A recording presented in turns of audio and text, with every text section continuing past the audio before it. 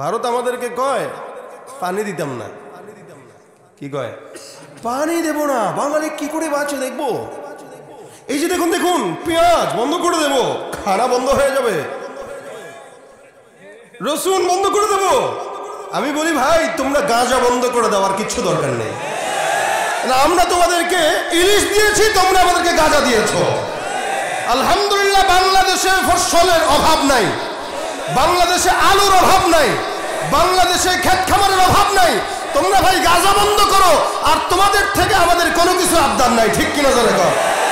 এটা আমাদেরকে এগুলোর ভয় দেখায়, কিন্তু আলহামদুলিল্লাহ আমাদের দেশে সবকিছু আছে না, সব আছে, এই দেশে সব আছে।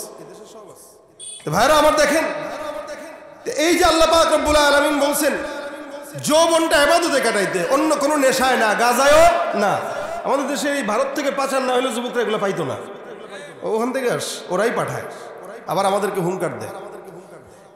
তো এই জন্য আমি আমার কথা এই কারণে বুঝাইতে চাইলাম, আলহামদুলিল্লাহ যুবক যারা আছেন আপনারা যদি ইসলামের পথে থাকেন ইনশাআল্লাহ বাংলাদেশে কোনো শকুনের থাবা পড়তে পারবে না, কোনো শকুন পারবে না ইনশাআল্লাহ।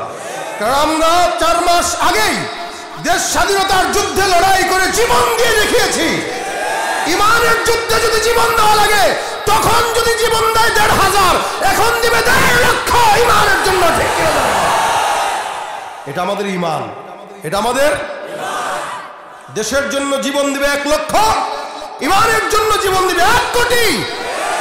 এরা পাগল হয়ে গেছে, আর কয়েকে একটারে মারি আরেকটা আসে সামনে। ওটা তো দেশের জন্য গেছে, স্বৈরাচারীকে বিদায়ের জন্য গেছে। ইমানের জন্য আঘাত দিয়ে দেখেন, একটারে মারবেন আরো 4টা আসবে না, সবগুলোই একসঙ্গে মরতে তৈয়ার হয়ে যাবে। এটা আমাদের ইমান, এটা হলো যৌবনের একটা আলাদা নেশা। আল্লাহ পাক আমাদেরকে সেই নেশা আমাদেরকে মৃত্যু পর্যন্ত দান করুক, জোরে বলেন আমিন। আমরা শান্তিপ্রিয় জনতা, এদেশ আমাদের, হিন্দুদের, মুসলমানের, খ্রিস্টান, ইহুদি সবার, এদেশে সবাই থাকবে। তবে সন্ত্রাসের নাম ধারণ করে কেউ যদি আমাদেরকে আঘাত দিতে চায়, আমরা প্রতিরোধ করতে ভালো করে জানি কিভাবে প্রতিরোধ করা লাগে, এটা আমাদের জানা আছে। সুতরাং আপনাদেরকে বলছি, সজাগ দৃষ্টি রাখবেন সর্বহালতে। দেশ যেভাবে বাঁচানোর জন্য ঝাঁপিয়ে পড়েছেন, ইমান রক্ষার জন্য তার চাইতেও ডাবল গুণে ঝাঁপিয়ে পড়ে আপনার আমার ইমান দেয়। পালারে পালা, জলদি পালা, নইলে তোদের গলে ঝুলবে তালা। হক আসছে বাতিল তো কাঁপছে, হক আসছে বাতিল তো কাঁপছে, ছিনিয়ে নেব মোরা জয়ের মালা। পালারে পালা, জলদি পালা, নইলে তোদের গলে ঝুলবে তালা, ঠিক কিনা? গাড়াদাহ, বাইমানপাড়া, সর্দারপাড়া জামে মসজিদ প্রাঙ্গণে আমাদেরকে একত্রিত হয়ে ইমানি কিছু মুজাকারায় শামিল হবার তৌফিক দান করেছেন। সকলে বলি আলহামদুলিল্লাহ। আপনারা দীর্ঘ সময় যাবৎ ওলামা ইকরামদের জবান থেকে মূল্যবান নসিহত শুনছিলেন। আমি শেষে আপনাদের সাথে কিছু মুজাকারা ফিনিশিং এর জন্য বসলাম। আল্লাহ পাক যেন এই শেষের মুজাকারায় আমাদের বরকত দান করেন এবং আমলের নিয়তে বলার শোনার তৌফিক দান করেন। ঘুমায় গেছেন আপনারা? সজাগ আছেন? 2-4 জন সজাগ, বাকিরা ঘুমাইতেছেন। কারা কারা ঘুমান হাত তোলেন? দেখেন দেখেন দেখেন ঘুমায় কারা, এরা ঘুমায়। আওয়াজটা বাড়ান ভাই। এই পাশের ভাইরা একটু বসা যায় না? একটু বসে যান, বসে যান। আমি অসুস্থ শরীর নিয়ে আপনাদের কাছে আসছি। আমি প্রোগ্রাম যদি রাখি, আলহামদুলিল্লাহ আমাদের কমিটির যুবক ভাইরা একটু পেরেশানি করছেন দেরি হওয়ার কারণে, আসবো না এই কারণে না, কিন্তু আমার মনে হয় আমি আপনাদের এলাকা অনুযায়ী ঠিকমতো আসছি। কারণ আপনাদের এলাকায় যত প্রোগ্রাম যদিও হয়েছে কম, যতগুলোই করেছি মোটামুটি আপনাদের এই প্রোগ্রামগুলো জমেই হলো রাত, বেশি যত হয় তত। তো সেই ক্ষেত্রে আশা করি আপনাদের কষ্ট হবে না ইনশাআল্লাহ। সজাগ থাকবেন। আমার নাক কান সবই বন্ধ, আপনারা কি বুঝতে পারতেছেন? আচ্ছা, যেই সময় চলছে এই সময়ে অসুস্থ সব ঘরে ঘরেই আছে, কিন্তু অসুস্থ হলে মানুষের রেস্টের প্রয়োজন, এটা আপনারাও রেস্ট নেন, কিন্তু আমাদের কোনো রেস্ট নাই। আমি যদি আজকে অসুস্থতার অজুহাতে না আসতাম, আপনারা কমিটিরে বাটপার বানায় দিতেন। কি ঠিক না? বলতেন কি এই কমিটি খারাপ, দাওয়াত না দিয়া করছে। কিন্তু এরকম বাংলাদেশে হয় যে আমরা দাওয়াত রাখার পরে যদি কমিটিরা মাহফিল করতে না পারে, তখন এটা আমরা বলি না যে মাহফিল কমিটি বাটপার, এটা কিন্তু আমরা বলি না। কিন্তু কমিটি আলারা অথবা এলাকার জনগণ ঠিকই কমিটিদেরকে বাটপার বানায় দেয় যে এরা ধোঁকাবাজ, এরা দাওয়াত না দিয়াই করছে। ভাই সমস্যা উভয় পক্ষেরই হইতে কি পারে না। আমরা কি মেশিন? এরকম তো না যে কালকে একটা গলা দিয়ে ওয়াশ করছিলাম, ওই গলাটা ভাঙছিল, ওইটা ওয়াশিং মেশিনে দিয়ে আজটা গলা লাগাই আসছি, আজকে ভিন্ন একটা গলা দিয়ে ওয়াশ করবো, এরকম কিছু। একই গলা দিয়ে সেই সেপ্টেম্বর থেকে শুরু, রমজানের আগের দিন পর্যন্ত চলবে, আবার রমজানের ঈদের পর দিন থেকে শুরু, মোটামুটি হজের আগ পর্যন্ত চলবে। সারা বছরই এখন আলহামদুলিল্লাহ দিনই মজমাগুলো হয়। এই কারণে অসুস্থতা এটা আল্লাহর তরফ থেকে। এরপরও আলহামদুলিল্লাহ আপনাদের জবান ঠিক রাখার জন্য আল্লাহ পাক আমাকে আনছেন। যেহেতু আমি চলে আসছি, আপনারাও আছেন, আমি বিশ্বাস করি আমি যতক্ষণ থাকবো আপনারা জবান বন্ধ করে কোনো মতে থাকবেন না, আওয়াজ দিয়ে থাকবেন। এই ইনশাল্লাহ দিয়ে কিচ্ছু হবে না। মানে বুঝেই না এরা, জোরে বলেন নাকি মেয়ের দল আপনারা? পুরুষের দল তো, পুরুষের দলের আওয়াজ কেমন হয়? এই তো এক দুইজন বলছে সিংহের, আর বাকি বলতেছে না আমরা আপনাদের মধ্যে। ভাই কথা আমার সাথে বলতে হবে, মুজাকারা। আমি কোনো ঢাকার থেকে মুরব্বী বক্তা আপনারা দাওয়াত দেন নাই। আলহামদুলিল্লাহ এলাকার যুবকরা আয়োজন করেছে, আমিও আসছি, আমিও যুবক। আর এই সমাজ যখন যুবকরা দাঁড়ায় যায় সমাজে, তখন 16 বছর 15 বছরের ফ্যাসিস্ট সরকারও থাকতে পারে না।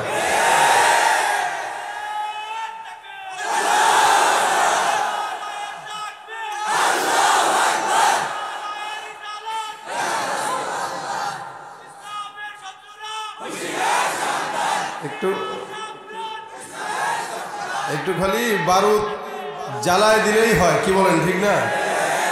বারুদ যেহেতু জ্বালায় দিছি, বন্ধ হবে? বন্ধ হবে?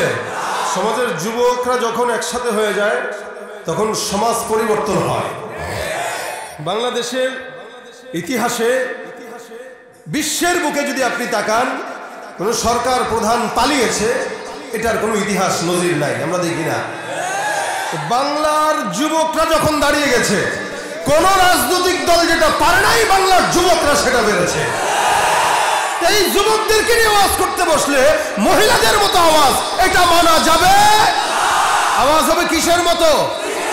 আবার বলেন কিসের মতো?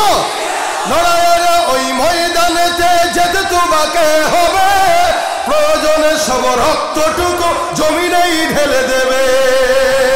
লড়াইয়ের ওই ময়দানেতে যেতে তোমাকে হবে, প্রয়োজনে সব রক্তটুকু জমিনেই ঢেলে দেবে। তবুও তোমায় লড়তেই হবে, মানিবে না পরাজয়। তবুও তোমায় লড়তেই হবে, মানিবে না পরাজয়। বিপ্লব মানে জীবন দেয়া বসে থাকা নয়, সে কোনো দিন আসবে না রে, করো যদি ভয়। আরো জোরে বলেন ঠিক কিনা? আসবে বিজয় রক্ত আর জীবনের বিনিময়, আসবে বিজয় রক্ত আর জীবনের বিনিময়। বিপ্লব মানে জীবন দেয়া বসে থাকা নয়, সে কোনো দিন আসবে না রে, করো যদি ভয়। বিপ্লব মানে জীবন দেয়া বসে থাকা নয়, সে কোনো দিন আসবে না রে, করো যদি ভয়। শাসনের নামে কেউ বা পিছছে মেহনতি জনতারে, ইমানের উপর আঘাত ওরা হারিছে বারে বারে। প্রতারণার ওই ফাঁদে পড়ে মোরা জীবন করেছি ক্ষয়, প্রতারণার ওই ফাঁদে পড়ে মোরা জীবন করেছি ক্ষয়। বিপ্লব মানে জীবন দেয়া বসে থাকা নয়, সে কোনো দিন। মাশাআল্লাহ, এই গান ঢাকার থেকে এখানে আসছে, শুনছেন আপনারা? আসলেই পারেন আওয়াজ দিয়া। বিপ্লব মানে জীবন দেয়া বসে থাকা নয়, সে কোনো দিন আসবে না রে, করো যদি ভয়। বিপ্লব মানে জীবন দেয়া বসে থাকা নয়, সে কোনদিন আসবে না রে করো যদি ভয়। আসবে বিজয় রক্ত আর জীবনের বিনিময়, আসবে বিজয় রক্ত আর জীবনের বিনিময়। বিপ্লব মানে জীবন দেয়া বসে থাকা নয়, সে কোনদিন আসবে না রে। বিপ্লব মানে জীবন দেয়া বসে থাকা নয়, সে কোনদিন আসবে না রে করো যদি ভয়। ঠিক না? ভয় পাবো কাকে? ইনশাআল্লাহ আল্লাহর দেয়া কণ্ঠে দিয়ে যেন আল্লাহ পাকের গোলামি করার তৌফিক দান করেন আল্লাহ। এটা আমাদের ঈমানের কথা, কি বলেন? এটা শুধু চিল্লানোর জন্য চিল্লানো না। একটা মাহফিল, একটা মজমা, একটা জুমার বয়ান, এগুলো আমাদের জন্য অনুপ্রেরণা, কি বলেন? বাংলাদেশের যুবকেরা আগে গানের কনসার্ট করত, যাত্রা গান হয়তো কিনা আশেপাশে রাতব্যাপী বাউল শিল্পীরা গান গাইতো আর ফতুয়া মারত, কি বলেন? আমাদের সংসদেও তো বাউল গান ছিল, তো জনগণের এলাকা এলাকা থাকবে না কেন? যে দেশের সংসদে বাউল গান হয় ওই দেশের এলাকায় তো বাউল গান হবেই। ছিল আগে, এখন কমে গেছে, নাই বলবো না, কমে গেছে। আগে যেরকম দেখা যেত এখানে ওখানে এখানে, আলহামদুলিল্লাহ এখন ওই জায়গাগুলো মাহফিল দখল করে নিয়েছে। এখন যুবকরা নিজেদের পকেটের টাকা খরচ করে আর গানের শিল্পীদেরকে দেয় না, বাউলদেরকে দেয় না, গাঁজা খাওয়ার জন্য দেয় না, মাজারেও দেয় না, দ্বীনের জন্য খরচ করে, ঠিক কিনা বলেন? তাহলে যে বললাম, যুবক চেঞ্জ তো জাতি চেঞ্জ, যুবক চেঞ্জ সরকার চেঞ্জ। যুবকরা পারে না এরকম কোনো কিছু।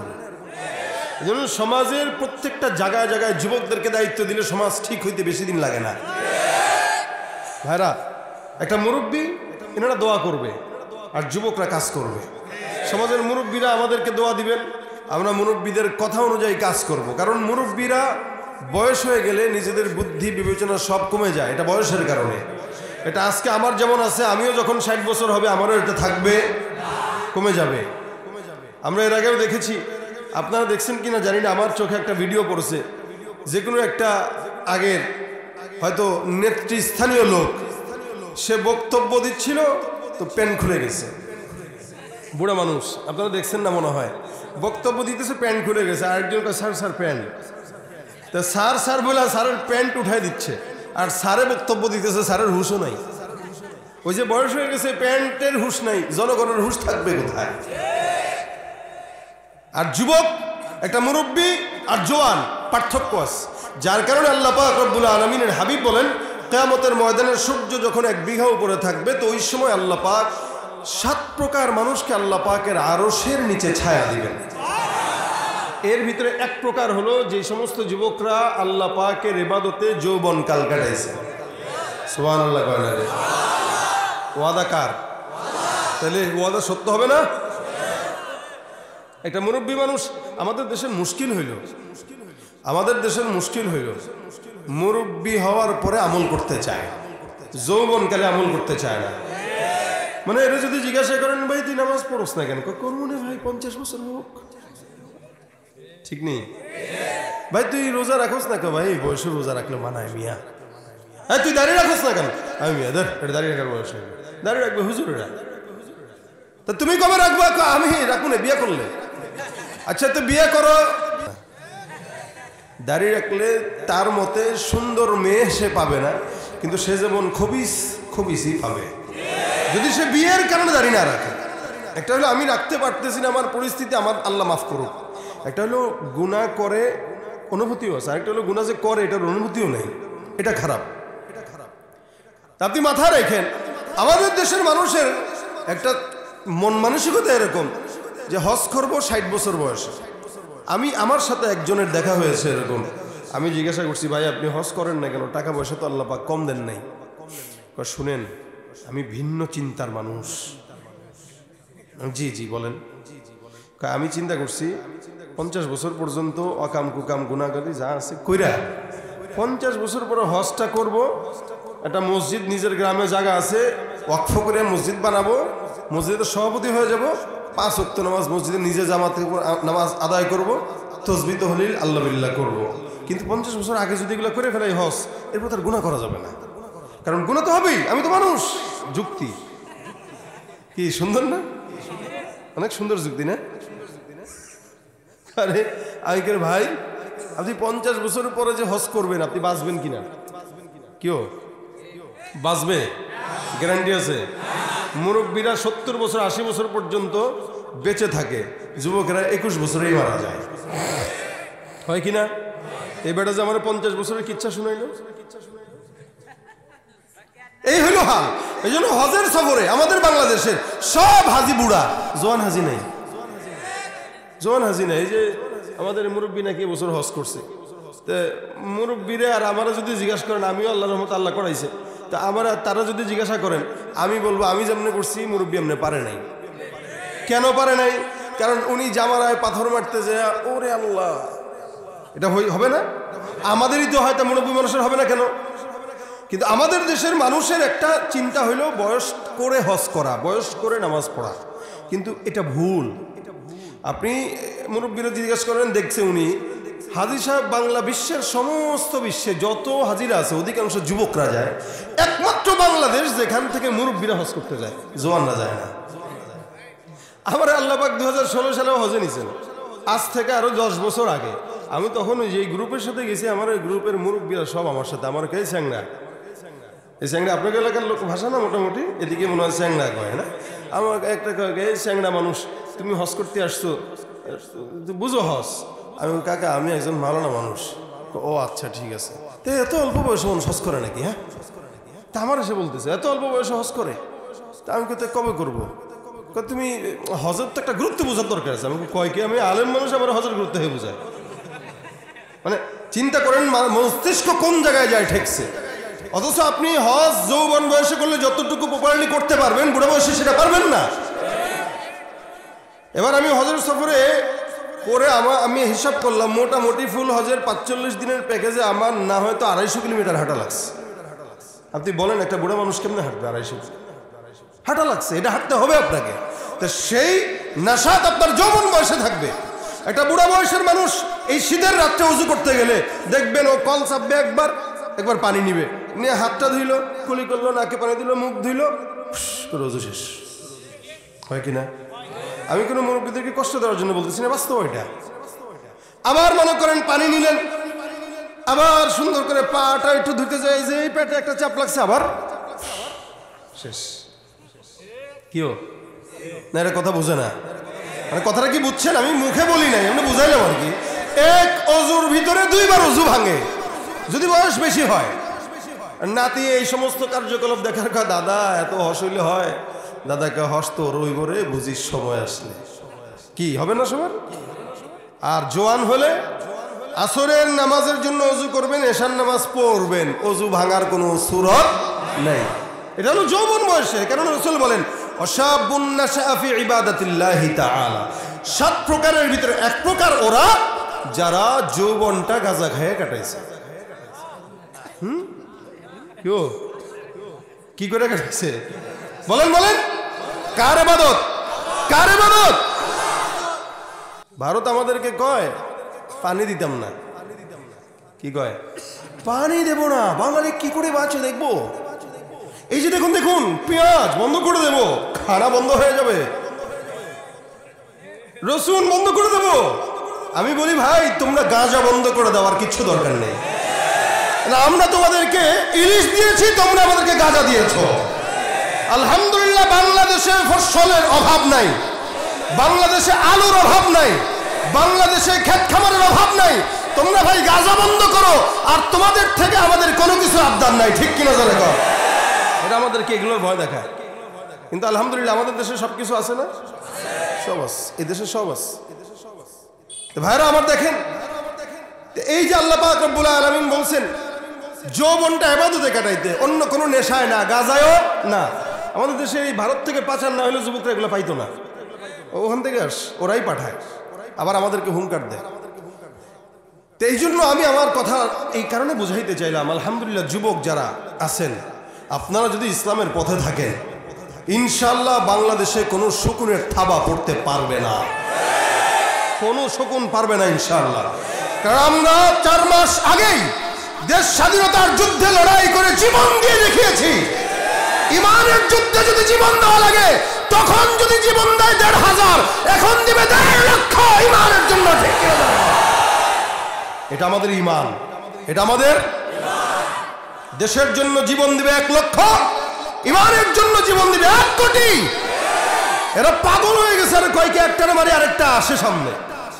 ওটা তো দেশের জন্য গেছে, স্বৈরাচারীকে বিদায়ের জন্য গেছে। ইমানের জন্য আঘাত দিয়ে দেখেন, একটারে মারবেন আরো 4টা আসবে না, সবগুলোই একসঙ্গে মরতে তৈয়ার হয়ে যাবে। এটা আমাদের ইমান, এটা হলো যৌবনের একটা আলাদা নাশাত। আল্লাহ পাক আমাদেরকে সেই নাশাত আমাদেরকে মৃত্যু পর্যন্ত দান করুক, জোরে বলেন আমিন। আমরা শান্তিপ্রিয় জনতা। এদেশ আমাদের, হিন্দুদের, মুসলমানের, খ্রিস্টান, ইহুদি সবার। এদেশে সবাই থাকবে, তবে সন্ত্রাসের নাম ধারণ করে কেউ যদি আমাদেরকে আঘাত দিতে চায়, আমরা প্রতিরোধ করতে ভালো করে জানি কিভাবে প্রতিরোধ করা লাগে, এটা আমাদের জানা আছে। সুতরাং আপনাদেরকে বলছি, সজাগ দৃষ্টি রাখবেন সর্বহালতে। দেশ যেভাবে বাঁচানোর জন্য ঝাঁপিয়ে পড়েছেন, ইমান রক্ষার জন্য তার চাইতেও ডাবল গুণে ঝাঁপিয়ে পড়ে আপনার আমার ইমান। পালারে পালা, জলদি পালা, নইলে তোদের গনে ঝুমবে তালা। হক আসছে, বাতিল তো কাঁপছে, হক আসছে, বাতিল তো কাঁপছে, ছিনিয়ে নেব মোরা জয়ের মালা। পালারে পালা, জলদি পালা, নইলে তোদের গনে ঝুমবে তালা। ঠিক কিনা? ইমানদার দাঁড়িয়ে গেলে পলানো ছাড়া কোনো উপায় আছে? ভাইরা, আমার কষ্ট হবে না তো? ইনশাল্লাহ আমার কষ্ট হবে। দেখেন, এটা মসজিদের উদ্যোগে মাহফিল। নামাজ পড়ছেন তো ইশার? আলহামদুলিল্লাহ। ফজর পড়বেন তো ইনশাল্লাহ?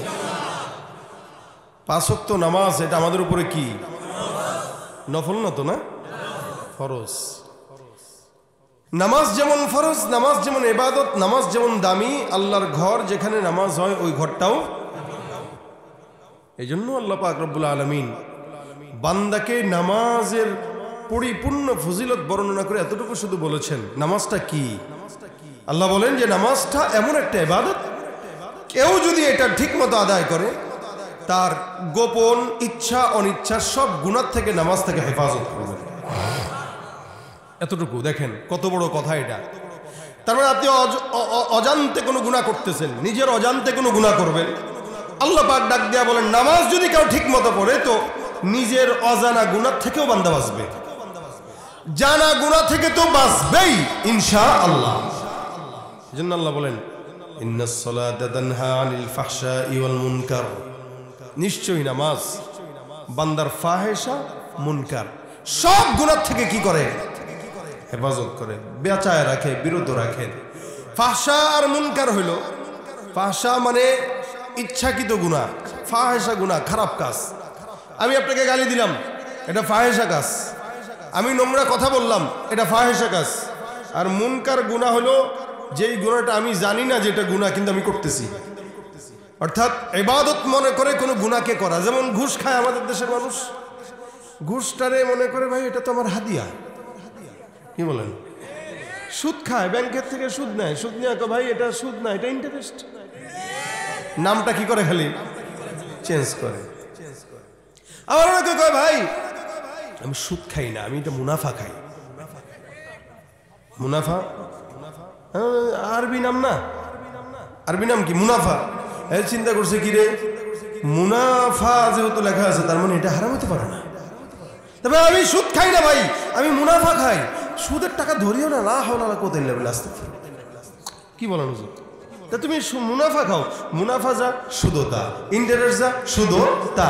তাহলে ঘুষ খাইতেছে, বলতেছে ভাই এটা হলো আমাকে হাদিয়া দিছে, এটা নিজের মনে করে পকেটে ঢুকায় খায়। যদি নাম পাল্টায় দিয়ে খাইলে জায়েজ হয়, তাহলে পেট খারাপ হলে যেটা বের হয় ওটারে ডাইল মনে করে খায়েন, জায়েজ হয়ে যাবে। কথা ঠিক কিনা? হালাল হারাম না মানিয়া কত টাকা করছো কামাই, এত টাকা রাখবা কোথায়?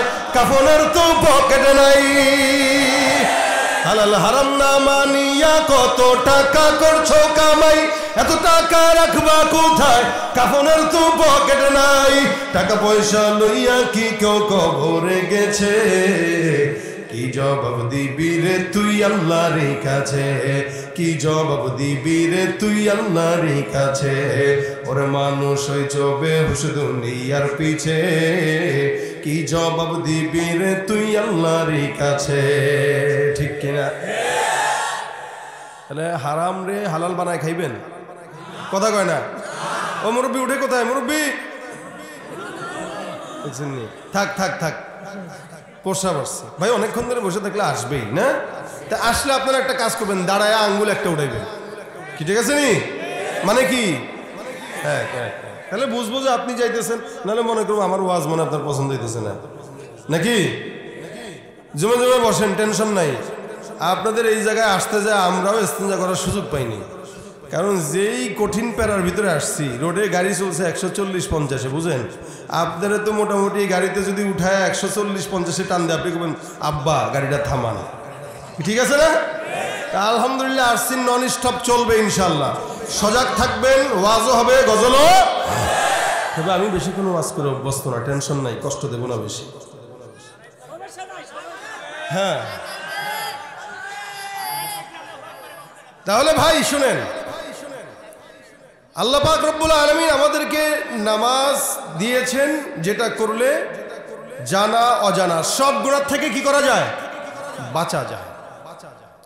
ইচ্ছাকৃত গুনাহ যেটা ওটাও বাঁচবেন, অনিচ্ছাকৃত গুনাহ যেটা এটাও বাঁচবেন। তবে নামাজ তো আমরা সবাই পড়ি আলহামদুলিল্লাহ। এখানে যারা আছে মোটামুটি অর্ধেক মানুষ নামাজ পড়ে, কি পড়ে না? অর্ধেক পড়ে। কেন কইলাম জানেন? এই বেশ অর্ধেকই পড়ে না। জুমার নামাজ পড়ার অভ্যাস আছে, কি ঠিক না? জুমার নামাজের অভ্যাস আছে, কি ঠিক না? ফজর আর এশার অভ্যাস নাই। হুজুর এটা ওই যে 60 বছর হলে পড়ে, বললাম অর্ধেক মানুষ মনে করেন পড়েন, আর অর্ধেক পড়েন। আল্লাহ যারা পড়েন এদেরকে পড়ার তৌফিক দান করুন।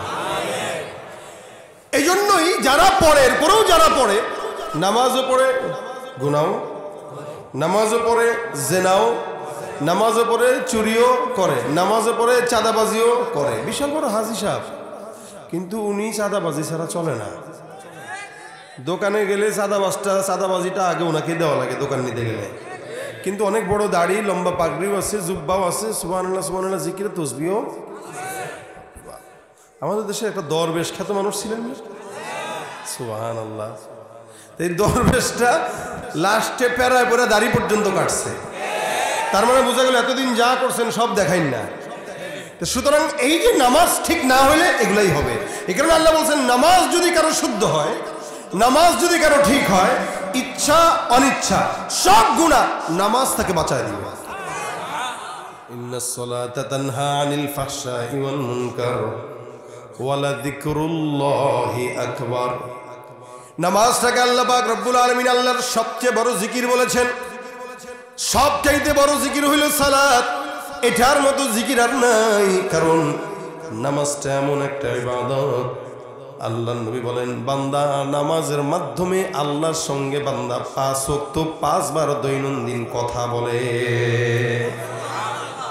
ভাইরা আমার, আল্লাহ পাক রব্বুল আলামিন পূর্ববর্তী কোন নবীকে এইটা দেন নাই, কোন উম্মতকে দেন নাই। নামাজের মাধ্যমে আল্লাহ পাক রব্বুল আলামিন বান্দার সঙ্গে কথা বলবে না, না, সমস্ত নবীদের সঙ্গে আল্লাহ পাক কথা বলতেন, কিন্তু আল্লাহ পাক রব্বুল আলামিন দূরত্ব বজায় রাখতেন, ওহীর মাধ্যমে কথা বলতেন। আপনাকে আমাকে আল্লাহ পাক আখিরি জামানার পয়গম্বর মুহাম্মদুর রাসূলুল্লাহ সাল্লাল্লাহু আলাইহি সাল্লামের উম্মত বানানোর কারণে আমার আল্লাহ পাক ডাক দেয়া বলেন, হে বান্দা, জমিনের মধ্যে আমি তোমাকে এত পাওয়ার দিলাম, এত পাওয়ার দিলাম, তুমি দৈনন্দিন 5 বার যখন নামাজের মধ্যে দাঁড়ায় যাবা, 5 বার আমি আল্লাহর সঙ্গে কোনো ফাসলা ছাড়া একদম সরাসরি নামাজের মধ্যে কথা হয়ে যাবে। আল্লাহ পাক রব্বুল আলামিনের হাবিব বলেন, বান্দা নামাজের মধ্যে আল্লাহর সঙ্গে বান্দার কথা হয়। বান্দা যখন বলে আলহামদুলিল্লাহ রাব্বিল আলামিন, আমার আল্লাহ বান্দার জবাব দিয়া বলে হামিদানি রব্বি। এমন করে করে বান্দা যত আয়াত পড়ে আমার আল্লাহ পাক রব্বুল আলামিন তত আয়াতের জবাব বান্দাকে নামাজের মধ্যে দেন। এই জন্য আমার আল্লাহ ডাক দেয়া বলেন, ওয়াসজুদু ওয়াকতারিব, বান্দা সিজদা দেওয়ার নিকটবর্তী হও। সিজদা এমন একটা ইবাদত, বান্দা সিজদার মাধ্যমে আল্লাহর সঙ্গে বান্দার কথোপকথন হয়। বান্দা যত বেশি সিজদা দিবে আল্লাহর তত বেশি নিকটবর্তী হয়। জমিনের মধ্যে কোনো মাজারে সিজদা নয়, খাজা বাবার দরবারে সিজদা নয়, সিজদা কার দরবারে? এই মুসলমান মনে রাখবেন, মাজারে যারা সিজদা দেয় তারা মুসলমান হতে পারে না, খাজার পায়ে যারা সিজদা দেয় তারা মুমিন হতে পারে না। আমার আল্লাহ কয়, বান্দা আমি আল্লাহর সঙ্গে যদি কথা বলতে চাও, নৈকট্য অর্জন করতে চাও, একজন ইমানদারের আলামত বেশি বেশি সালাত আদায় করা। আর এই সালাতের মাধ্যমে ইমানদারের কপালের মধ্যে সিজদার নূর আল্লাহ পাক চমকায় দেয়। সীমাহুম ফি বুজুহিহিম মিন আসারিস সুজুদ। এই ইমানদার মুমিন, একটা বান্দা যখন নামাজ আদায় করে, নামাজের কারণে বান্দার চেহারার মধ্যে বোঝা যায় এটা নামাজি। সুতরাং বলা লাগে না আমি নামাজি, আমি তাহাজ্জুদ পড়ি, আমি কোরআন তেলাওয়াত করি। আমরা এত বছর দেখতাম আমাদের দলের কিছু কিছু নেতাকর্মীরা আমাদের মাহফিলের মধ্যে আসতো, আর এই নেতাকর্মীরা যখন মাহফিলের মধ্যে আসতো তখন এসে এসে তারা আমাদেরকে বলতো, ভাই আমি কিন্তু তাহাজ্জুদ পড়ি, আমি কিন্তু কোরআন পড়ি। আমি আপনাদেরকে বলি, কেউ যদি ইমানদার হয় সে কি মানুষকে বইলা বেড়ানো লাগে নাকি? একটা মানুষ যদি মুদির দোকানদার হয় সে কি বলা লাগে, ভাই আমি কিন্তু মুদির দোকানদার, আইসেন, বলা লাগে না? বাজারের মানুষ দেখলেই তাকে বুঝে এটা মুদির দোকানদার। একটা বাদামওয়ালা যখন রাস্তা দিয়ে হেঁটে যায় বলা লাগে না, ভাই আমি বাদামওয়ালা, বরং তাকে দেখলেই বুঝে এটা বাদামওয়ালা। একটা মানুষ যদি ইমানদার হয়, নামাজি হয়, বলা লাগবে না ভাই আমি নামাজ পড়ি, তাহাজ্জুদ পড়ি, ঘুম থেকে উঠলে কোরআন দেখি, যায় নামাজ খুঁজি। এটা বলার জিনিস না, এটা বোঝা যাওয়ার জিনিস। ফল যখন বাজারের মধ্যে আসে, আম যখন খরিদ করেন, দুইটা জিনিস দেখে করেন। এক নাম্বার আমের চেহারা রং, দুই নাম্বার আমের ঘ্রাণ। যে কোনো ফল যখন মানুষ কিনে, রং আর ঘ্রাণ দেখে সুন্দর দেখে কিনে। এ মুসলমান, প্রত্যেকটা ইমানদারের রংও আছে, ঘ্রাণও আছে। একটা মানুষ যদি আপনাকে বলে ভাই আমি মুসলমান, ইমানদার, বোঝার দরকার নাই। ইমানদার মুসলমান দাবির নাম নয়, চেহারা দেখলেই বোঝা যায় কে মুসলমান কে বেঈমান। ইমানদার যদি হয় তাহলে তার চেহারার মধ্যে প্রকাশ পাবে কি পাবে না? ইমানদার যদি হয় চেহারার ভিতরে প্রকাশ পায়, কাজেও প্রকাশ পায়। ইমানদারকে দেখলে বোঝা যায় ইমানদারের হাতের মধ্যে তাসবিহ থাকে, মাথার মধ্যে টুপি থাকে, গালের মধ্যে দাড়ি থাকে, ইমানদারের গায়ে সুন্নতি লিবাস থাকে।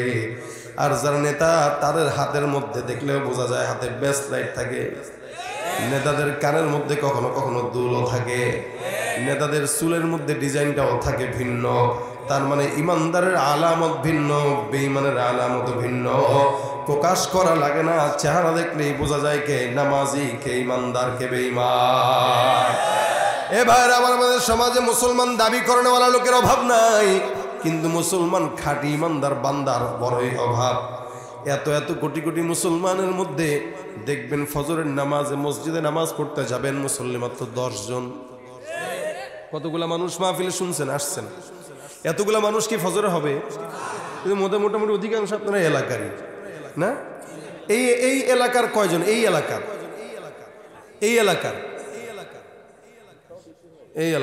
হ্যাঁ, হাত নামান, মাশাআল্লাহ, অনেকে আছেন। বাকি অনেকে আছে বাহির থেকে আসছে, বেলকুচি, উল্লাপাড়া থেকে অনেকে আসছে।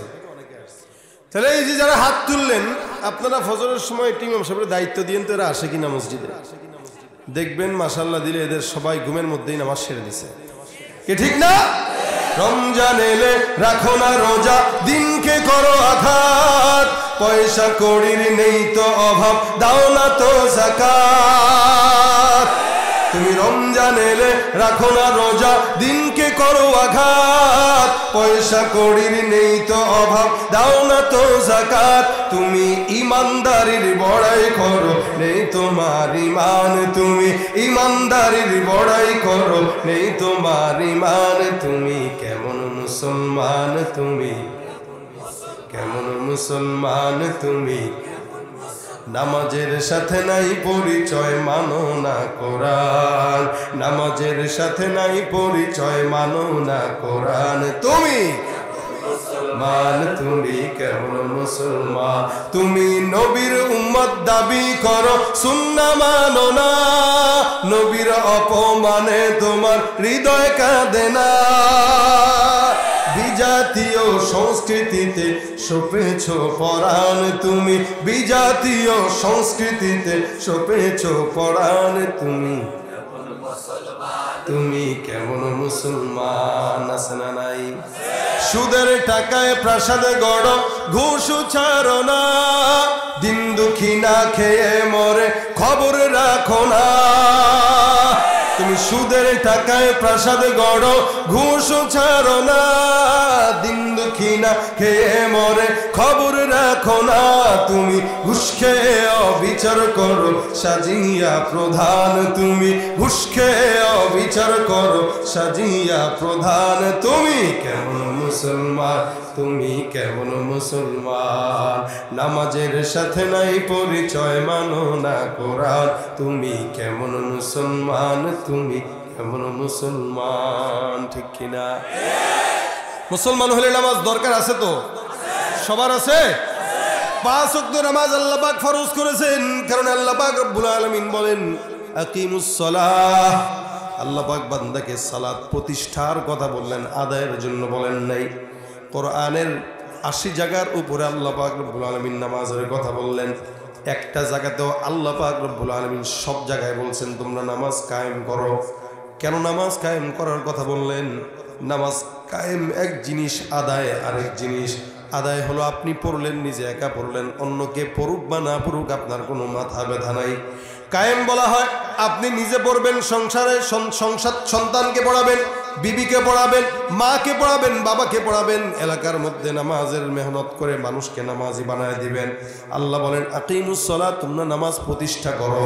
নামাজ যদি বাংলাদেশে প্রতিষ্ঠা থাকতো, অবশ্যই অবশ্যই সংসদের অধিবেশন চলাকালীন সময়েও সব মন্ত্রী, এমপি, প্রধানমন্ত্রী সহ নামাজের মধ্যে দাঁড়ায় যেত।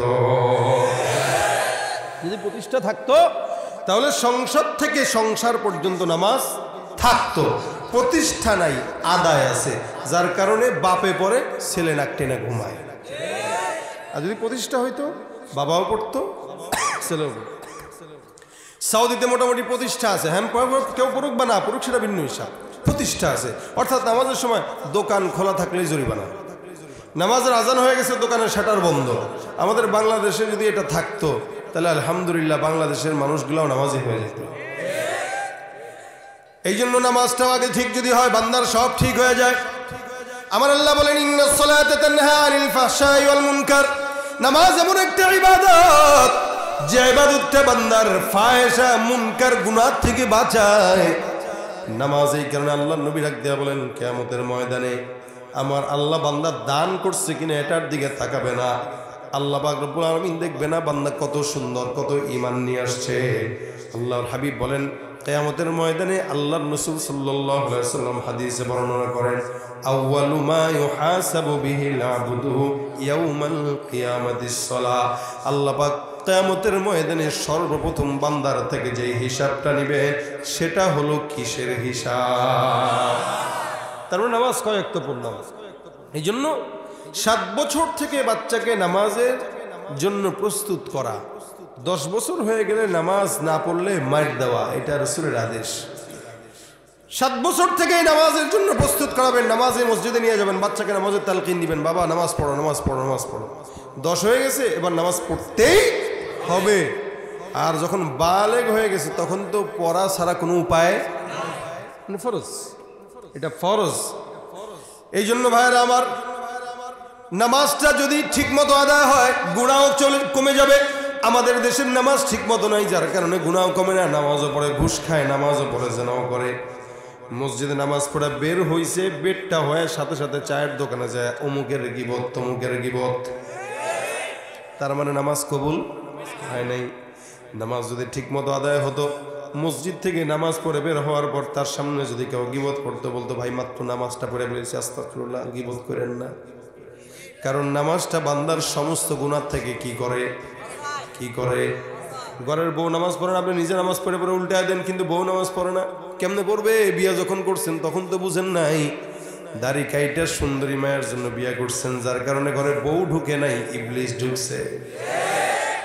আর যদি দাড়িটা রেখা বিয়া করতেন যে না আল্লাহ আমি কালা পাই ধলা পাই যাই পাই, একটা নেককার বিবি দরকার, তাহলে দাড়িটা রাখছি আল্লাহ দাড়ির বরকতে তুমি নেককার বিবি দিও, তাহলে ঘরে নেককার বিবি যাইতো, খান্নাস যাইতো না।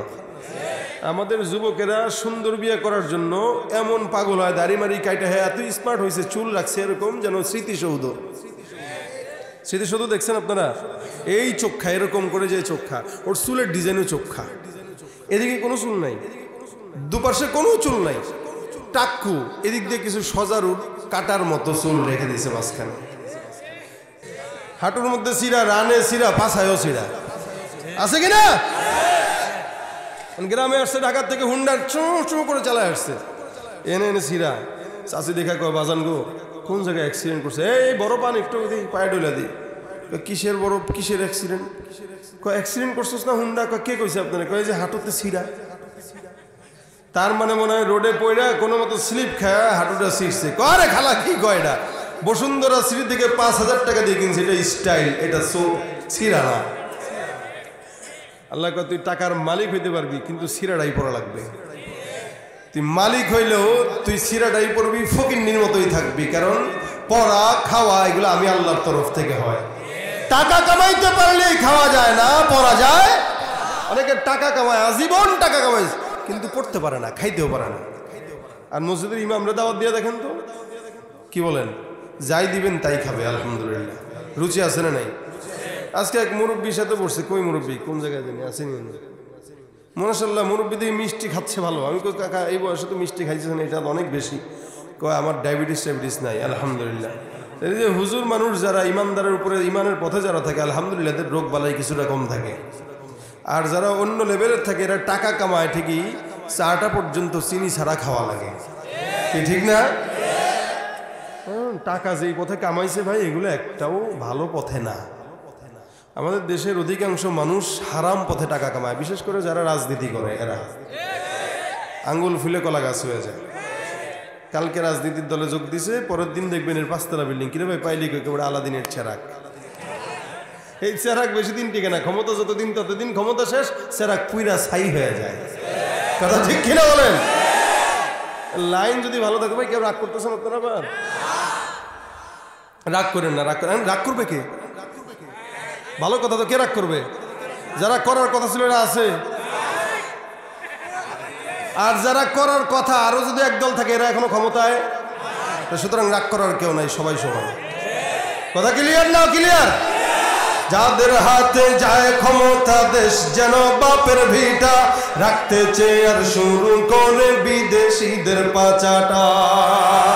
যাদের হাতে যায় ক্ষমতা, দেশ যেন বাপের ভিটা, রাখতে চেয়ার শুরু করে বিদেশিদের পাচাটা। বিদেশিদের কথা মতো চালায় ওরা নিজের দেশ, দেখতে দেখতে গোল্লায় গেল আমার সোনার বাংলাদেশ। ঠিক কিনা? একে একে শেষ করেছি, সবার দেখা হইল শেষ, দেখতে দেখতে গোল্লায় গেল আমার সোনার বাংলাদেশ, দেখতে দেখতে গোল্লায় গেল আমার সোনার। কেউ দিল না, সবাই নিল, আমরা যে কলুর বলদ, সারা বছর নেয় না খবর, নির্বাচনে খুব দরদ। কেউ দিল না, সবাই নিল, আমরা যে কলুর বলদ, সারা বছর নেয় না খবর, নির্বাচনে খুব দরদ। নির্বাচনের আগে নেতায় ধরে কত রকম বেশ, দেখতে দেখতে গোল্লায় গেল আমার, দেখতে দেখতে গোল্লায় গেল। কথা ঠিক ভাই? আমরা শান্তি এমনি এমনি খুঁজি, একবার এদিকে একবার এদিকে, কিন্তু শান্তি নাই। এই 53 বছর হয়ে গেল বাংলাদেশে ক্ষমতায় যারা আসছে গেছে, যাদেরকে উঠাইছি, যাদেরকে বসাইছি, একদলও শান্তি দিতে পারে নাই, কিয়ামত পর্যন্ত পারবে না ইসলাম ছাড়া।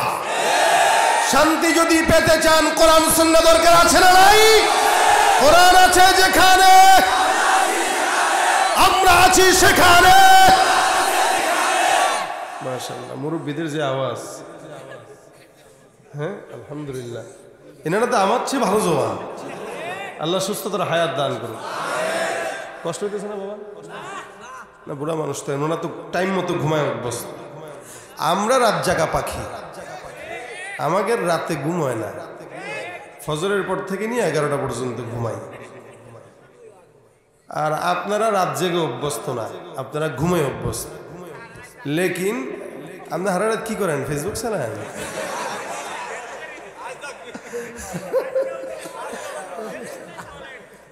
নাকি মানুষের সম্পদের দায়িত্ব নিয়ে আনেন? কোনটা?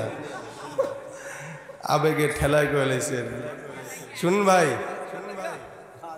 ইনশাল্লাহ আমি আপনাদেরকে বেশিক্ষণ জ্বালাবো না, আগেই বলে দিছি। আমি হইলাম, হ্যাঁ চলবে চলবে, ঠিক আছে চলবে, হ্যাঁ চলবে। আমরা ঢাকার মানুষ তো, আমাদের প্রোগ্রাম বেশি করা লাগে, এক এক দিনে আমাদের 4-5টা করেই করা লাগে। তো এই জায়গায় আসলে একটার জন্য আসতে হয়। সারা বছর যদি এরকম 5-6 ঘন্টা করে দৈনিক চিল্লাই ভাই, তো হায়াত এনেই শেষ। পাগড়িটা খুলে দেখাইলে এরকম হুজুর বয়স তো এখনো 40 হয় না, চুল তো সব পেকে গেছে। কেন পাকছে? আপনাদের টেনশনে। আপনারা এখানে বসলে কেন আরেকটা আরো চলবে, তা আপনারা এই চলবে আর একটা করে আমাদেরকে বুড়ো বানায় দিচ্ছে। আজকে অন্তত বুড়ো বানায় না, যতক্ষণ থাকেন ততক্ষণ আওয়াজ এমনি থাকলেই। আমার তো মনে হচ্ছে আপনাদের ঘুম নাই আজকে, আছে? কিন্তু আমাদের তো চোখে ঘুম থাকলেও রাত্রেবেলা আমাদের ঘুমটা হয় না, কারণ আপনাদেরকে বিদায় দিয়ে আমার আবার যেতে হবে কোথায়, বহু দূরে, তাই না? আবার আগামীকালের প্রোগ্রাম আছে। সবচেয়ে বড় কথা হইল, কোরআনের কথাটা এমন জিনিস, এটা সুন্দরভাবে উপস্থাপন করলে সারা রাত শুনলেও মন ভরবে না। কি বলেন, ঠিক না? কিন্তু সারা রাত শুনেতে তো আমরা পারবো না। বাকি যতটুকু শুনবো ইখলাসের সাথে শুনবো, যতটুকু শুনবো মানার নিয়তে শুনবো, এবং যা শুনবো আল্লাহ পাক এগুলোতেই বরকত দান করে। কিন্তু যেটা শুনতে আসছি এটা তো আসলে ফজর পড়ার জন্যই আসছি, ধরার ছাড়ার জন্য না। কি বলেন, মাহফিলটা কি ফজর পড়ার জন্য না? বেনামাজি আসবে নামাজি হয়ে যাবে, বদকার আসবে দিনদার হয়ে যাবে, বদ্দিন আসবে দিনদার হয়ে যাবে। এটা হলো মাহফিলের মাকসাদ। আসার পরে যদি রাত 1টা পর্যন্ত ওই আওয়াজই করলাম, ফজরের নামাজ কাজা কবু হুজুর গতকাল রাত বেশি দেরি করছে তো এই কারণে নামাজটা পড়তে পারিনি। কিন্তু আপনার এই একটা কথার কারণে আমার আমল নামায় যে গুনাহ হবে, এই গুনাহ আপনি কিয়ামতের ময়দানে কেমনে বাদ দিবেন কোন? সুতরাং আমরা যা শুনবো, যা মানবো, বলবো আমলের নিয়তে শুনবো। আল্লাহ পাক যেন ফজরটাও জামাতে পড়ার তৌফিক দান করেন। ফজর পড়বো তো ইনশাআল্লাহ, নিয়ত করেন কারা কারা পড়বেন ইনশাআল্লাহ। মাশাআল্লাহ, আল্লাহ কবুল করুক, বলেন আমিন। এই যে নিয়তটা করছেন, রাসূল বলেন মান হাম্মা বিহাসানাতিন, হাতটা একটু উঠান তো আবার, নারাসারা দেন, নারাসারা দেন, নারে তাকবীর। জুত আছে এদের ভাই। এই যে নিয়ত করলাম নামাজ পড়বো ফজরে, এটার ফায়দা আছে কিনা? রাসূল সাল্লাল্লাহু আলাইহি ওয়াসাল্লাম বলেন মান হাম্মা বিহাসানাতিন, কেউ যদি নেক কাজের নিয়ত করে কিন্তু ফালাম ইয়ামাল, কে এই কাজটা সে করে নাই, আল্লাহ রাসূল সাল্লাল্লাহু আলাইহি ওয়াসাল্লাম বলেন কাতাবাল্লাহু লাহু হাসানাতান কামিলা, আল্লাহ তার আমলনামায় পরিপূর্ণ একটা নেকি দান করে দিবেন। নিয়তটা খালি করছেন, নিয়ত। কারণ নেক কাজের নিয়ত করলো, করে নাই, আল্লাহ কি দিবেন? কি দিবেন? নেকি লিখে দিয়েই দিবেন। আর যদি কেউ করে তাহলে 1 থেকে 700 গুণ পর্যন্ত সওয়াব দান করে দিবেন। সুবহানাল্লাহ। তাই ফজর নামাজের নিয়ত করছেন, পড়বেন, আল্লাহ সওয়াব দিয়ে দিয়েছেন। তবে এটা যেন আমরা পড়ি ইনশাআল্লাহ। এটা ফরজ, এটা কোনো নেক কাজ না, এটা ফরজ কাজ। আমি বলছিলাম আমাদের নামাজ সে গলত, আমাদের নামাজ যে গলত, যার কারণে আমাদের গুনাহ হয়। নামাজ যদি ঠিক হইতো গুনাহ হইতো? নামাজ সহি শুদ্ধ হয় না। আমরা নামাজে দাঁড়ায় দাঁড়ায় দোকানের চিন্তা করি, এই দোকানে আজকে নামাজটা যে পড়তে আসলাম, হারে হুজুরের লম্বা কেরাত নিছে, একটু ছোট কেরাতটা নিলে আবার যদি কাস্টমার চলে আসে, পোলাটারে রেখে আসছি, 5,000 টাকা নাই রে। আসলে এটা বাস্তব। আমরা নামাজের মধ্যে দাঁড়াই, সামনে এখানে লেখা আছে লাল বাতি জ্বলাকালীন সুন্নতের নিয়ত পড়া নিষেধ। ও লাল বাতি জ্বলাকালীন নিয়ত আছে, নিয়ত যেহেতু করে ফেলছি সংক্ষেপে ছেড়ে দিই, যায় কিনা চোখ। আবার নামাজ পড়তেছে সুন্দর করে, আবার উঠছে, উঠে আলহামদুলিল্লাহ রাব্বিল আলামিন আর রহমানির রহিম মালিকি ইয়াউমিদ্দিন, তাকায় দেখে ও মোবাইল বন্ধ করুন নামাজের মধ্যে, সেটা তো নিচে দেখি বন্ধ কিনা, আবার পকেটে হাত দেয়। আবার নামাজ পড়তে দাঁড়াইলো, এদিক দিয়ে কয় জুতা চোর হতে সাবধান, কয় হ্যাঁ কয় কি রে জুতা চুরি করবে, জুতাটা বাইরে রেখে আসলাম 2,000 টাকা দিয়ে কিনছি কালকে। তাই বললে এত টেনশন থাকে নামাজ কেমনে পড়বে? এই কারণে নামাজের সামনে, আপনার মসজিদ তো এটা না, মসজিদে নামাজের সামনে কোনো কিছু ঝুলাবেন না, যদি থাকে নামাজ দিবেন। কারণ এই সমস্ত ক্যালেন্ডার, ওই যে নামাজের সময়সূচি আজীবন এর নামাজ দাঁড়া দেন, নামাজের সময়সূচি করে হুজুরের লম্বা কেরাত নিয়েছে, কি হয়েছে আমি একটু পড়ি, সাহিত্যিক চর্চা করে। ক্যালেন্ডার ম্যালেন্ডার যা আছে ওগুলো সাইডে দিবেন, 2 সাইডে দিবেন, পিছনে দিবেন, সামনে দিবেন না। কারণ আপনার এই সামনে থাকার কারণে নজর বারবার ওদিকেই যায়। কি বলেন, এটা আমি কেমনে জানি? আমারও তো যায় নাকি? না আমি জানছি কেমনে, সবারই যায়। তা আমারও তো চোখ ওদিকে যায়। এই কারণে নামাজ এমন ভাবে আসে খুশুর সাথে, মানে কি নামাজের ভিতরে পরিপূর্ণ একাগ্রতা, আল্লাহ পাক রব্বুল আলামিনের পরিপূর্ণ ভয়, এইটা নামাজে থাকবে। কেমনে? নবী করিম সাল্লাল্লাহু আলাইহি ওয়াসাল্লাম বলেন, আনতা আবুদাল্লাহা কাআন্নাকা তারাহু ফাইন লাম তাকুন তারাহু ফাইন্নাহু ইয়ারাক। এমন ভাবে নামাজ আদায় করো যেন তোমার আল্লাহকে তুমি দেখো। বলেন তো ভাইরা, আমাদের ইমান তো এমন হয় নাই যে আমরা আল্লাহকে দেখব। নবী ডাক দিয়া বলেন, তুমি নামাজ এমন ভাবে পড়বা যেন তুমি তোমার মাওলারে দেখো। যদি তুমি তোমার মাওলাকে না দেখো, এমন ভাবে পড়ো যেন আসমানের মালিক তোমাকে দেখে। নামাজের মধ্যে কে দেখে? নামাজের মধ্যে কে দেখে? নামাজ পড়তেছেন আল্লাহ দেখে, নামাজ পড়তেছেন আল্লাহ দেখে, গুনাহ করতেছেন সেখানেও আল্লাহ দেখে। নবী বলেন, নামাজটা এমন ভাবে পড়ো, জিকিরটা এমন ভাবে করো যেন তোমার মাওলায় তোমার দেখে। হাদিস শরীফে বর্ণনা আছে, পয়গম্বর সাল্লাল্লাহু আলাইহি ওয়াসাল্লাম একবার নামাজে দাঁড়ায়, আল্লাহর নবী নামাজের মধ্যে যখন দাঁড়াইলেন, সাহাবা আজমাইন পিছন থেকে বসে বসে নামাজের মধ্যে দাঁড়ানো। নবী করিম সাল্লাল্লাহু আলাইহি ওয়াসাল্লাম নামাজের মধ্যে কি যেন ধরতে যান, আর মুখ দিয়ে সামনে বারবার আগান।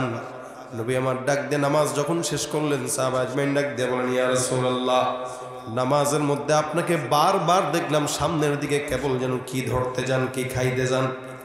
কারণটা কি পয়গম্বর? রাসূল বলেন, তোমরা কেমনে দেখলা? বলে, বিতাহরিকিল লিহিয়া, আপনার দাড়ি মুবারক নড়াচড়া করছে, নামাজের মধ্যে আমরা আপনাকে ফলো করি, এটাই সাহাবায়ে কেরামের ইবাদত। নবী নামাজ কেমনে পড়েন, তাকবীর কয়টা উঠাইতেন, কিভাবে রুকুতে যেতেন, কিভাবে সিজদা থেকে বসতেন, সব কিছু সাহাবা আজমাইন দেখতেন। এটাও তাদের ইবাদত। সাহাবা আজমাইন নামাজের মধ্যে দাঁড়ায় পয়গম্বরকে ফলো করতেন, এটাও তাদের জন্য ইবাদত ছিল। রাসূল সাল্লাল্লাহু আলাইহি ওয়াসাল্লাম বলেন, তোমরা নামাজের মধ্যে আমাকে দেখছো, আমি সামনে কি যেন ধরবো আর খাবো। সাহাবা একদম শুনে নাও, আমি নামাজের মধ্যে যখন দাঁড়াইলাম, নামাজের একাগ্রতার চিত্রের কারণে আল্লাহ পাক রব্বুল আলামিন নামাজের মধ্যে আমাকে জান্নাতের আঙ্গুরের ফলের থোকাগুলো আমার সামনে ঝুলিয়ে দিয়েছে। নামাজের মধ্যে আল্লাহ পাক যখন আমাকে আঙ্গুরের থোকাগুলো ঝুলায় দেয়, আমি একবার চিন্তা করলাম এটা একটু ধরি, এটা একটু খাই, আবার চিন্তা করি না না, এটা জান্নাতের নিয়ামত, ধরা যাবে না, খাওয়াও যাবে না, ছোঁয়াও যাবে না। আল্লাহর নবীর নামাজের হালত ছিল এমন, আর আমাদের নামাজের হালত দেখে শয়তান পর্যন্ত লজ্জা পায়। এই জন্য আমার আল্লাহ বলেন, ইন্নাস সালাতা তানহা আনিল ফাহশাই ওয়াল মুনকার। বান্দা নামাজ এমন ভাবে আদায় করো যেন তোমার ইচ্ছাকৃত অনিচ্ছাকৃত সব গুনাহ থেকে আল্লাহ তোমার বাঁচায়। এ মুসলমান, খুব বুঝেন, একটা ঘটনা করে শেষের দিকে যাই। হযরত তালহা রাদিয়াল্লাহু তাআলা আনহু অনেক বড় একজন সাহাবী। তালহা রাদিয়াল্লাহু তাআলা আনহু বিশাল বড় একটা ফলের বাগান ছিল, খেজুর গাছের বাগান ছিল। বাগানের মধ্যে একদিন যে নামাজের মধ্যে দাঁড়াইলেন, নামাজ পড়তেছেন, বাগানে দাঁড়ায় গেছেন। হঠাৎ করে তাকায় দেখেন জঙ্গলের মধ্যে একটা পাখি ঢুকলো। এত ঘন ঘন গাছ, ঘন গাছের কারণে পাখিটা একবার উড়ে এই ডালে যায় আর একবার উড়ে সেই ডালে যায়, বের হওয়ার রাস্তা পায় না। হযরত তালহা রাদিয়াল্লাহু তাআলা নামাজের মধ্যে সুন্দর করে পাখিটার দিকে নজর চলে গেল। বারবার তাকায় আছেন আর ভাবতেছেন কি চমৎকার দৃশ্য, সবুজ শ্যামল গাছের মধ্যে ছোট্ট একটা পাখি, একবার ডানে যায়, বামে যায়, পেছনে যায়, সামনে যায়, রাস্তা পায় না, কিচিরমিচির আওয়াজ। হযরত তালহা রাদিয়াল্লাহু তাআলা নামাজের মধ্যে খুশু নষ্ট করেছে ওই পাখিটা। সালাম যখন ফিরাইলেন, রাসূলের কাছে যায় ডাক দিয়ে বলেন, সুবহানাল্লাহ। দেখেন রাসূলের কাছে যায় ডাক দিয়ে বলেন, ইয়া রাসূলুল্লাহ, আমি নামাজের মধ্যে দাঁড়াইলাম, তাকায় দেখলাম আমার জঙ্গলের মধ্যে একটা সুন্দর করে পাখি ঢুকলো। এই পাখিটা বের হওয়ার রাস্তা না পাওয়ার কারণে একবার এই ডালে আর একবার ওই ডালে, বারবার যখন এই ডাল থেকে ওই ডাল, ওই ডাল থেকে ওই ডাল যায়, নামাজের মধ্যে আমার খুশু নষ্ট হয়ে গেছে। আমি নামাজের মধ্যে পাখির প্রেমে পাগল হয়ে গেলাম। ইয়া আল্লাহর রাসূল, যেই পাখি আর যেই বাগানের কারণে আমার নামাজের খুশু নষ্ট হয়েছে, এই বাগানটা আমার দরকার নাই, আল্লাহর রাস্তায় আপনাকে আমি বাগানটাই দান করে দিলাম। চিন্তা করা যায়, একটা বাগান, এখানে বাগানেরও দোষ নাই, পাখিরও দোষ নাই, দোষ উনার। কি যা আমার নজর গেছে, আস্তাগফিরুল্লাহ, সাহাবা একরামের দোষ আমি এটা বলছি না। মানে নামাজের যে খুশুটা, এটা তো সাহাবী নিজের চোখ গেছে, এটা যাবেই, যেহেতু সামনে ঘোরাঘুরি করতেছে। তো আবু তালহা রাদিয়াল্লাহু তাআলা সাহাবা একরামদের ঈমান ছিল কোন জায়গায় দেখেন, সাহাবী গাছ আর পাখি এই দুইটার দিকে মনোযোগ যাওয়ার কারণে হয়তো আল্লাহর কাছে মাফ চাইতে পারতেন যে আল্লাহ মাফ করে দেন, কিন্তু এটা না করে বলে যেই বাগানের কারণে পাখি ঢুকছে আর যেই পাখির কারণে নামাজ নষ্ট হয়েছে, আল্লাহর সঙ্গে মহব্বতের ঘাটতি হয়েছে, ওই বাগান আমার দরকার নয়, যোগ দিয়া দিলাম, আপনারা যান নিয়ে যান। দিবেন নি আপনি? আমরা তো বাগানের কারণে নামাজ বাদ দিই, আমরা তো একটা দোকানের কারণে নামাজ বাদ দিই, দোকান না, আমরা এক কাপ চায়ের বিনিময়ে নামাজ বাদ দিই। তাহলে সাহাবাদের নামাজ তাদের হার গুনাহ থেকে তাদেরকে হেফাজত করছে, আর আমাদের নামাজ হার গুনাহ করায়। কেন কয়? জানে, শয়তান জানে এই বাংলাদেশের মানুষ কিন্তু ধর্ম পড়ায়, সুতরাং তুই নামাজের লেভেল লাগায় বাটপারি কর, কোনো সমস্যা নাই, নামাজিও বলবে বাটপারিও হবে। কি বলেন, ঠিক না? আমাদের দেশের নেতারা দেখেন না, ভোট চাওয়ার আগে নামাজি হয়ে যায়। ভাই ভাই 5 ওয়াক্ত সালাম দেয় আর এই নামাজে যাই, নামাজ নেতা নামাজ পড়তে গেছে। আরে ভাই, ভোটের আগে নামাজ আর নামাজ, ভোটের পরে একটা দিনের জন্য তাকে পাওয়া যায় না, তার মানে সে নামাজ পড়ে ভোট পাওয়ার জন্য। কথা বলে না? এই সবগুলোর অবস্থা এক। এই জন্য আমাদের নামাজ আমাদের গুনাহ থেকে বাঁচাইতে পারে না। আমাদের নামাজ একদিকে পড়ি, একদিকে গুনাহ হয়। সুতরাং রাসূল বলেন এমন ভাবে ইবাদত করো যেন আল্লাহকে তুমি দেখতেছো, অথবা তোমাকে কে দেখবে? আল্লাহ দেখে। আল্লাহ যদি দেখে, সেজদা দিলাম, আরে পাশে হাজী সাহেব আছে, একটু সেজদাটা বড় করি, হাজী সাহেব যেন পছন্দ হয়, হাজী সাহেব যেন কয় বাপরে বাপ কত নামাজি। হ্যাঁ, এই যে নিয়তটা করছেন এটাকে কুফুর বলে। কুফুর কেন? এটাও এক প্রকার কুফুর, কারণ আপনি যে জিনিসটা আল্লাহকে দেখানোর জন্য করা দরকার ছিল এটা আপনি বান্দার জন্য করতেছেন, এটা আল্লাহর সঙ্গে কুফুরির শামিল। এখানে রিয়া এটাকে বলা হয়। এই রিয়ার কত প্রকার ইবাদত যাই হয়, যেটা মানুষ মানুষকে দেখানোর জন্য করে, এই টাইপের ইবাদত এটা কুফুরের সঙ্গে মিশে যায়। সুতরাং নামাজ, রোজা, হজ, যাকাত যা কিছু আছে এসব কার জন্য পড়বো? আমার যা কিছু আছে আল্লাহর জন্য। নামাজ মানুষের এক নামাজ থেকে এক নামাজ, ফজর থেকে জোহর, জোহর থেকে আসর, আসর থেকে মাগরিব, মাগরিব থেকে ঈশা, আবার ঈশা থেকে ফজর, এই ফজর পর্যন্ত এক নামাজ থেকে আরেক নামাজ, কাফফারাতুল লিমা বাইনাহুমা, এক নামাজ থেকে এক নামাজ, এই মাঝখানের যত সময় আছে একটার জন্য আরেকটা কাফফারা হয়ে যায়, অর্থাৎ গুনাহের কাফফারা। এই ফজর থেকে জোহর পর্যন্ত যত গুনাহ করবেন এই সব গুনাহ জোহর পড়ার সাথে সাথে আল্লাহ পাক মাফ করে দিবেন। শুধু তাই নয়, কেউ যদি নামাজের জন্য ওযু পর্যন্ত করে, রাসূল করিম সাল্লাল্লাহু আলাইহি ওয়াসাল্লাম বলেন ওযুর কারণে তার আঙ্গুল দিয়ে বান্দার সমস্ত গুনাহ ঝরে যায়। ইমাম আযম আবু হানিফা রাহমাতুল্লাহ আলাইহি এটা দেখতেন। ইমাম আযম আবু হানিফা রাহমাতুল্লাহ আলাইহি বান্দার গুনাহ ঝরে যাওয়া দেখতেন। উনি তাবেঈ ছিলেন, সাহাবীদের থেকে নিজে হাদিস বর্ণনা করেছেন, অনেক বড় ইমাম। তো উনি সাহাবীদের থেকে সরাসরি হাদিস বর্ণনাকারী, উনি দেখতেন। এরকম অসংখ্য বুজুর্গানে দিন ছিলেন যারা বান্দার গুনাহ ঝরে যেতে নিজের চোখে দেখতেন। তারপরে রাসূলের কথা সত্য, রাসূল বলেছেন গুনাহ ঝরে যায়। সুতরাং নামাজের ওযু করলেও গুনাহ ঝরে, এবং নামাজটা যেই জায়গায় পড়ে মসজিদ, এই মসজিদটাও এত দামি। রাসূল বলেন কেউ যদি মসজিদ নির্মাণের জন্য সহযোগিতাও করে তা আল্লাহ পাক রব্বুল আলামিন তাকে জান্নাতে একটা বাড়ি বানায় দেয়। একটা মসজিদ আপনি একা বানাইতে পারবেন না, মসজিদ একা বানানোর জিনিস না। মসজিদ 10 জনের টাকা দিয়েই হয়, এটা একা বানানোর জিনিস না। যেই এলাকায় মসজিদ কেউ যদি একা বানায় ওই মসজিদে মুসল্লি হয় না। কেন জানেন? হ্যাডাম কি একা বানাইছে, আমগরে কইতে পারতো না একটু? কি বলেন, হয় না? এটা দেখি রে, আমাদেরকে না জানা সে হুট করে মসজিদ নিজের টাকায় করে ফেলছে। কি এত বড় লোক হয়েছে, দেখুন কয় ওয়াক্ত নামাজ পড়ে, দেখবেন এর মসজিদে কেউ নামাজ পড়ে না। আর 10 জন থেকে নিয়ে যে মসজিদ হয়, মসজিদে নামাজ 10 জনের টান থাকে, নামাজ পড়ে। আপনি তো একা বানাইতে পারবেন না, কিন্তু আপনি একটা ইট দিতে পারবেন। আল্লাহ নবী বলেন মান বানা লিল্লাহি মাসজিদান বানাল্লাহু লাহু বাইতান ফিল জান্নাহ। কেউ যদি মসজিদের জন্য একটা ইটও দেয়, একটা ইটও দেয়, তা আল্লাহ পাক তাকে ইটের বিনিময়ে জান্নাতে ঘর বানায় দিয়ে দিবেন। তাহলে এই যে মসজিদ, নামাজ কেন্দ্রিক যা কিছু আছে, নামাজ কেন্দ্রিক যা কিছু আছে, প্রত্যেকটা জিনিস ফজিলতপূর্ণ।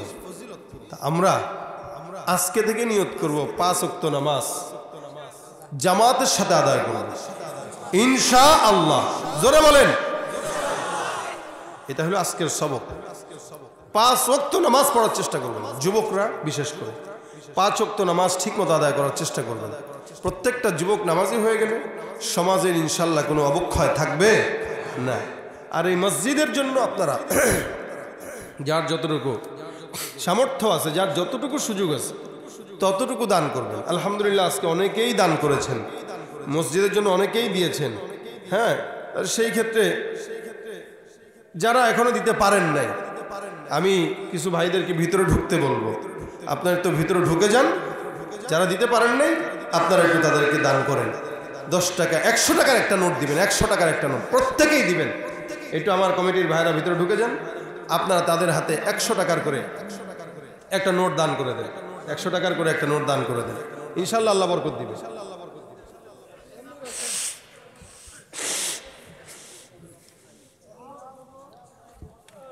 আমার বড় বোন 500 আর মেজো বোন 500। মহিলা প্যান্ডেল থেকে আলহামদুলিল্লাহ অনেকগুলো টাকা আসছে। আবার মাশাআল্লাহ এখানেও আসছে, মহিলা প্যান্ডেল থেকে অনেক টাকা দিচ্ছে আলহামদুলিল্লাহ। হ্যাঁ, সবাই দিবেন, না দিয়ে কেউ যাবেন না। বেশি বেশি দান করেন আল্লাহর ঘর মসজিদে, ইনশাল্লাহ আল্লাহ বরকত দিবে। আরেকটা বিষয়, নাম বলা দরকার নেই।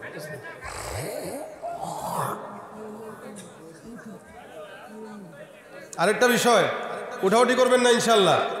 শেষে আমরা সবাই মিলে একটা গজল গাবো, ঠিক আছে? আর এই যে আমাদের এই গজলগুলো আপনারা শুনেন, অনেকে আমার ফোন দিছে, মেসেজ দিছে যে হুজুর আপনার গজলের বই থাকলে আপনি নিয়ে আসেন। তা আপনাদের জন্য আমার এই ইদানিং যেই সমস্ত গজলগুলো আপনারা আমাদের থেকে শুনেন, আপনাদের বাচ্চারা অনেক সময় গাইতে চেষ্টা করে কিন্তু পারে না, ভুল ভাল গায়, তাদের জন্য এই যে এই উপহার, এই বই আপনার প্রত্যেকটা মোটামুটি যে সমস্ত পরিচিত গজলগুলো আছে এগুলো এই বইয়ের ভিতরে আছে আলহামদুলিল্লাহ। যারা আপনারা গজল প্রেমিক আছেন তারা এই বইটা সংগ্রহ করতে পারবেন স্টেজ বা গাড়ি থেকে। আমাদের বাচ্চারা গজল গায় আলহামদুলিল্লাহ, এটা একটা বিপ্লব। এক সময় গানের অনুষ্ঠান হতো, এখন গজলের প্রোগ্রাম হয়, গজল শুনে আমাদের বাচ্চারা এখন আমাদের গজল শুনে ঘুমায়, গজল শুনে খায়, গজল শুনে সময় পাস করে।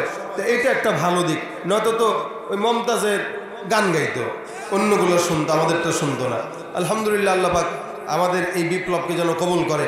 আর যারা যাচ্ছে মসজিদের জন্য এদের সবার হাতে দিয়ে দিবেন, কেউ না দিয়ে যাবেন না, এখান থেকে বেশি বেশি দেওয়ার চেষ্টা করেন। আল্লাহর ঘর মসজিদ, এই মসজিদের যত কল্যাণ, প্রত্যেকটা কল্যাণ ইনশাল্লাহ আল্লাহ পাক আখিরাতে এটা জমা রাখবেন। আর সাদকা দানের মাধ্যমে আল্লাহ পাক বালা মুসিবত দূর করে, ইনশাল্লাহ মুসিবতও দূর হবে। আল্লাহ পাক আমাদের সকলের দান সদকা কবুল করুক, আমাদের এই দান সদকাকে নাজাতের জরিয়া বানায় দেখ, বলেন আমিন। আলম নামে এক ভাই 20 কেজি ধান দিবেন আলহামদুলিল্লাহ। আল্লাহ পাক রব্বুল আলামিন তার দানকে কবুল করুক। আর কেউ থাকলে বড় বড় দান কেউ থাকলে এখানে দিতে পারেন ইনশাল্লাহ। মসজিদ যেহেতু আপনাদের, আপনারাই শুনবেন, আপনারাই করবেন, আপনারাই দেখবেন ইনশাল্লাহ। ভাই বেশি বেশি দান করেন। আর উঠানো হয়ে গেলে এখানে নিয়ে আসেন, উঠানো হয়ে গেলে এখানে নিয়ে আসেন। ফেসবুক নামে একটা গজল আছে নাকি?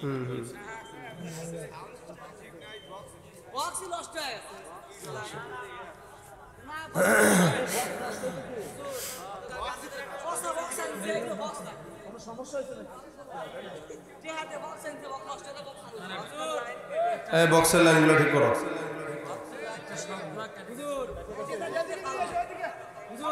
হ্যাঁ বসেন বসেন বসেন। 14 জন 14 আবদার করলে আমি পারবো না, বসেন, আমি আমার ভাই চলবো। হ্যাঁ চুপ থাকেন। আতাউর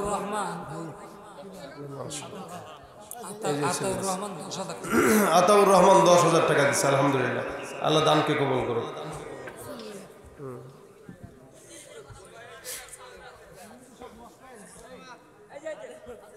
আচ্ছা, উঠানো হয়ে গেলে নিয়ে আসছেন আলহামদুলিল্লাহ। আমরা মোনাজাতের দিকে যাব, তবে তার আগে সবাই মিলে একটা গজল আমরা একসাথে গাই ইনশাআল্লাহ। আল্লাহ পাক আমাদেরকে আজকের এই মজমাকে কবুল করুক। আল্লাহ পাক আজকের মজমাকে কবুল মঞ্জুর করুক। সকলে বলেন আমিন। যারা দান করেছেন, যারা করতে পারেন নাই, চেষ্টা করবেন সবসময় মসজিদের পাশে থাকার, মসজিদের কত কল্যাণ হোক সব কল্যাণে কিঞ্চিত না কিঞ্চিত সহযোগিতা করার চেষ্টা করবেন ইনশাআল্লাহ। সকল দুরূদ শরীফ পড়ুন। আল্লাহুম্মা সাল্লি আলা সাইয়্যিদিনা ওয়া নাবিয়িনা ওয়া শাফিঈনা ওয়া হাবিবিনা মাওলানা মুহাম্মদ সাল্লাল্লাহু আলাইহি ওয়া আলা আলিহি ওয়া আসহাবিহি ওয়া বারিক ওয়া সাল্লিম।